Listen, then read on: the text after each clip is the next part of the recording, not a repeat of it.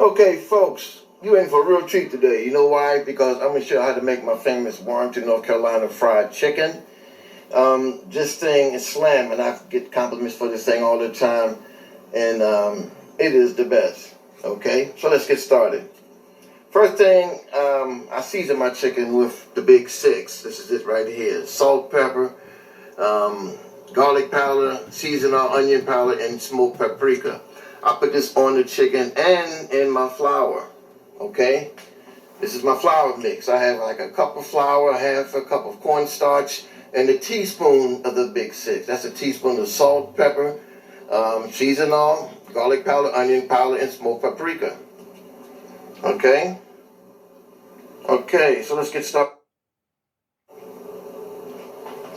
Okay, I'm back again. Let's get started, folks. Now let's season my birds. Okay, I already have my flour mix already made up already. Again, I have a cup of flour, half a cup of cornstarch, and a teaspoon of the big six. Now I'm going to season it. And to season it, you just season like you got some sense. Just don't put too much or too little. You want the baby to taste it. I add a little salt first.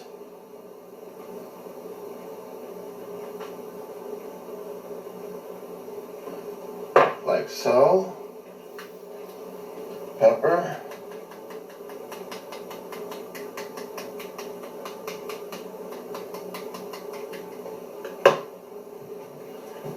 Okay, a little bit of garlic powder.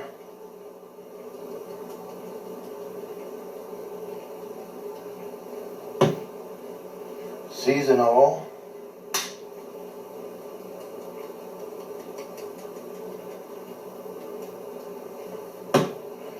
Onion powder.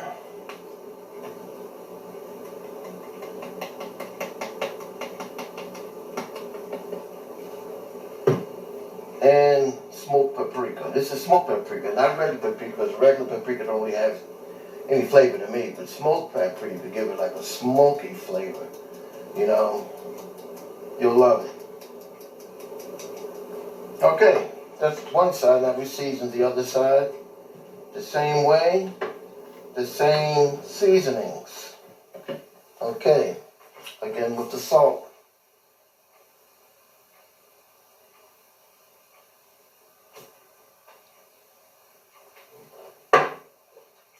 Again with the pepper.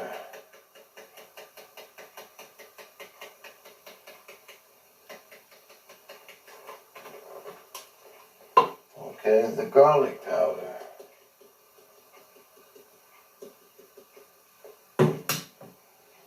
The seasonal.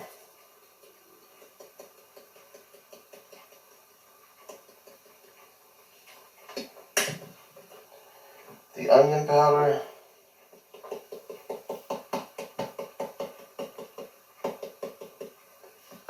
And my friend, the smoked paprika.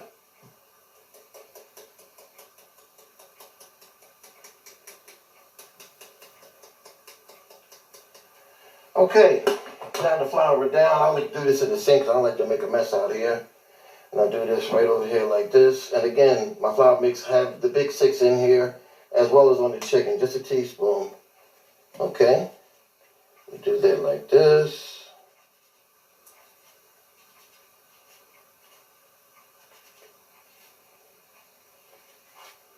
Make sure this thing is good and floured down. I'll put my chicken in here. Okay, we do all these the same way. Make sure everything is covered. I want to see no unfloured spots. I'm doing 5 drumsticks today. Just enough for me and Miss.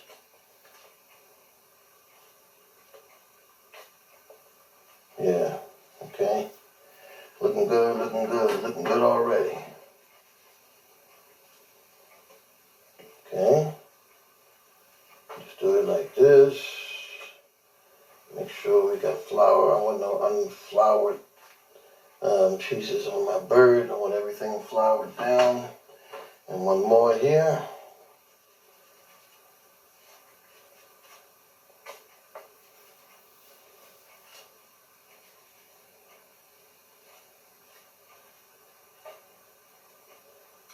Okay, we're all floured down and we're ready to cook.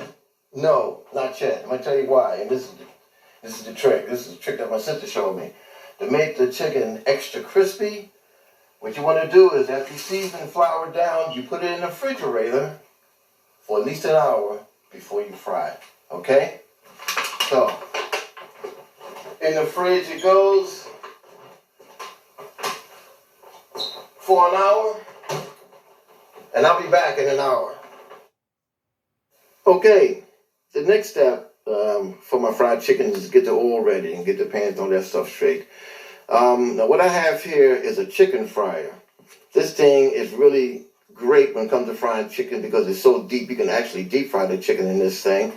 And this is what I use. I have here two deep frying thermometers in here. I'm only using one, but I'm testing the other one because it's kind of new. You always want to monitor your chicken temperature, all of the temperature when you fry chicken, because you want to know where it's at. You want it around 300 to 330, 325 preferably, but that's what you want to do when you're frying this chicken, because if you don't have it high enough, if it goes below, let's say 250, well then you're going to, this is a chance of making the chicken soggy, because there's little science behind this.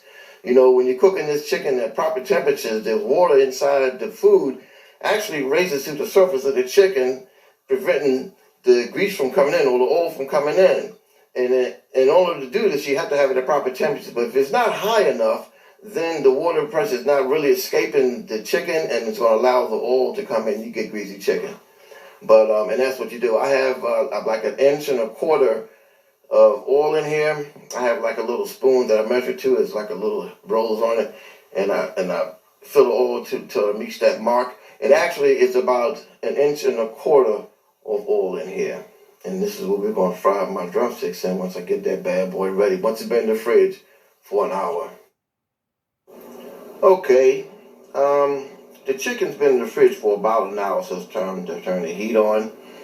You want to put this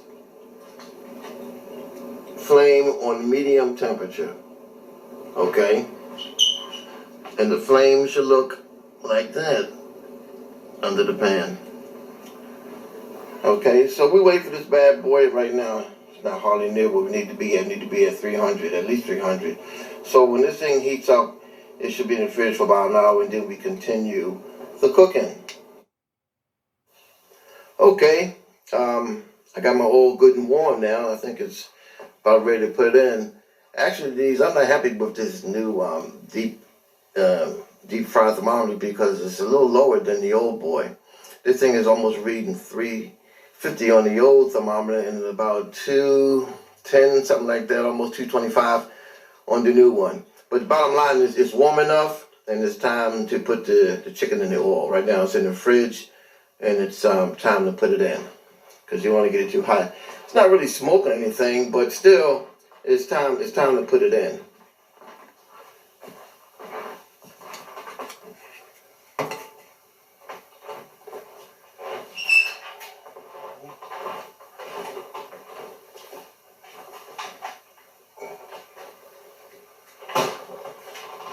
Okay, here's my chicken here. It's time to get busy.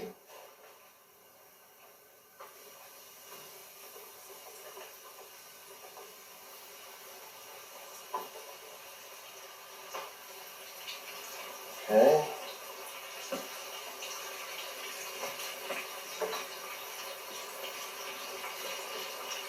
Alrighty. Okay, these are drumsticks. I usually cook these for about 20 minutes. So I'm going to set the timer for 20 minutes. And you flip them halfway. You know, so after 10 minutes, I'm going to flip it one time. And then that's usually it. And also, I didn't tell you the kind of oil that I'm using. The oil is canola oil. This is Crisco. It could be Giant brand, doesn't matter. But I like canola oil for frying chicken.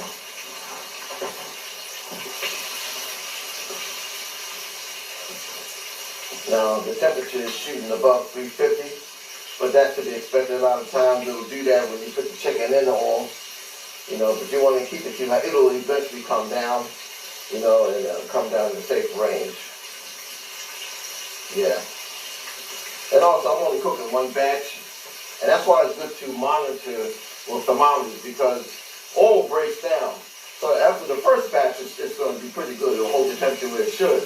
But if I cook another batch of chicken with the same oil that's beginning to break down, then it may not rise up to the temperature that it did on the first batch. That's why you need thermometers, so you can keep adjusting and keep it above from getting below 250 where it becomes dangerous and making the chicken too soggy. So right now it's looking good. I just put it in. It's been for 20 minutes and it's cooking at about 340 degrees right now. I like it to be at about 325. I'm thinking it'll come down. The new thermometer says 325. The old one says about 335. But that's still good. We'll just let it go for this and see how we make out.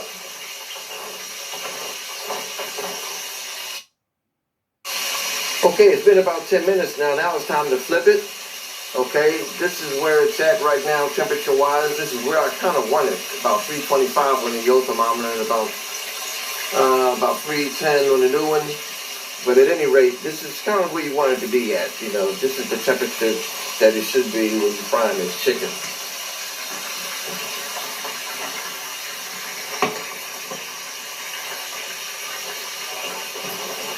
Now we just flip it for another 10 minutes and that's it.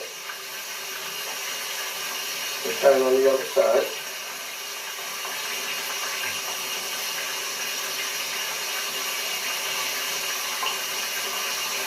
Nice and golden brown. Beautiful. This is North Carolina chicken here, baby. You can't get this no other place except for here in Warrenton, North Carolina. Okay. I'll let it cook for 10 minutes and that'll be it.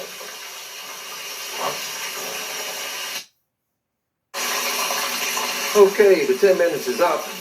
It's time to take these drumsticks out. I can see the temperature has gone up a bit. Yeah, really trying to take these bad boys out because it's almost like 340, which isn't going to kill it. And the new thermometer says it's at 325, which is where I want it to be at. Okay, so it looks pretty good. And I'm trying to take these bad boys out right now.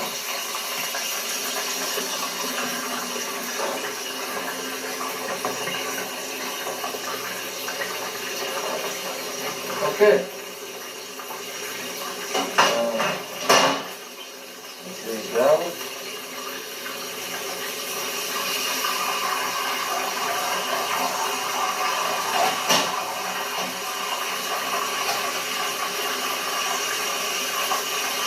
Nice golden brown. And I guarantee they're going to be delicious. No doubt about that.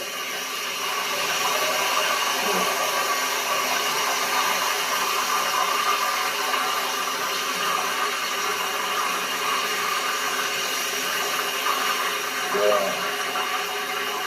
That's what I'm talking about.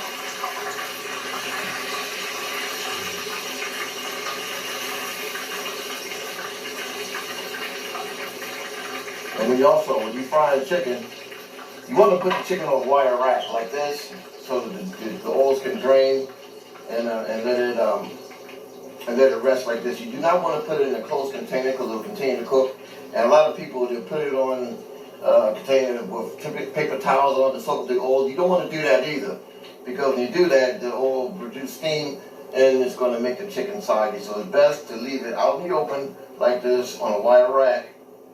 Okay, and just let it rest until you're ready to eat it. And you don't want to eat it right away anyway, because you want the juices to redistribute into the meat. Because right now it's hot, so all the juices kind of like at the surface of the meat. So you let it sit for a couple of minutes. That's like any meat, though. You know, you let it sit, and then the juices will redistribute into the chicken. And that's kind of the way it'll be. So that's it. That's the finished product. You know, that's my North Carolina fried chicken, baby. And I guarantee you, it is as good as it looks. You got that?